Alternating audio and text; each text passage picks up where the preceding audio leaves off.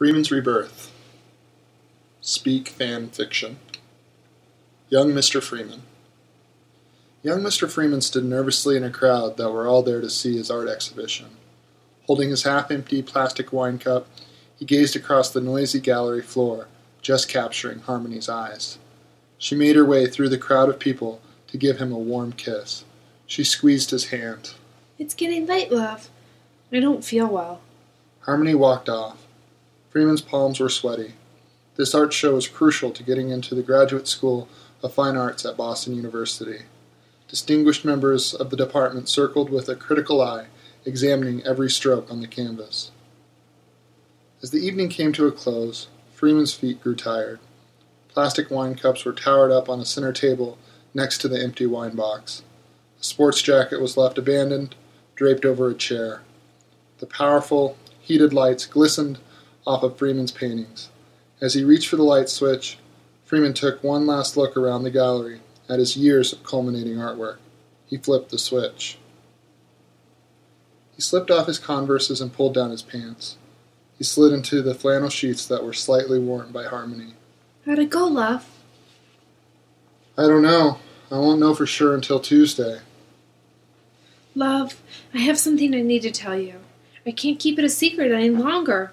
I wanted to wait until after your show, but I'm pregnant." "How could this have happened?" Freeman pulled away. "Well, don't blame me." "I'm not, dear, I'm not. I just don't. This changes everything." Freeman reached for a cigarette. "Besides, they didn't like my work." Freeman stared at the unlit cigarette.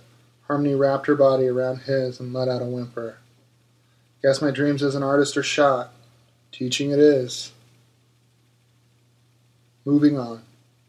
Melinda exited the art room. Mr. Freeman stood up, heavy-hearted, thinking, "Can't believe what that girl went through. How come she didn't reach out to me sooner?" He stared out the window and saw his blue, rusty Volvo pull into the Merriweather parking lot.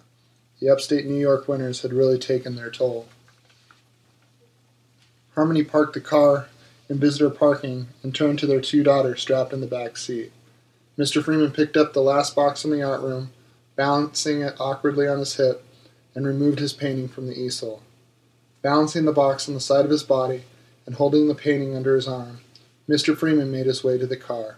After closing the trunk, he got in the car, kissed his wife, and turned to the girls. Molly was nestled against the door, fast asleep, and Hazel stared inquisitively at her dad. "Hi, sweetheart. How was the last day of school? Are you ready for summer?" "It was fine. Why does summer come after spring?" "So we can enjoy new leaves on all the trees." Freeman smiled and reached back gently, sliding his hand over his daughter's cheek. Harmony began to drive, and Mr. Freeman reached over and placed his hand on her knee, over the scrubs she was wearing. "How was work, honey?" "Good. My feet hurt. We were short-staffed today." They pulled up to the stoplight. Towering beside them was a fire-engine-red pickup truck. The truck stood out from all the other vehicles on the street.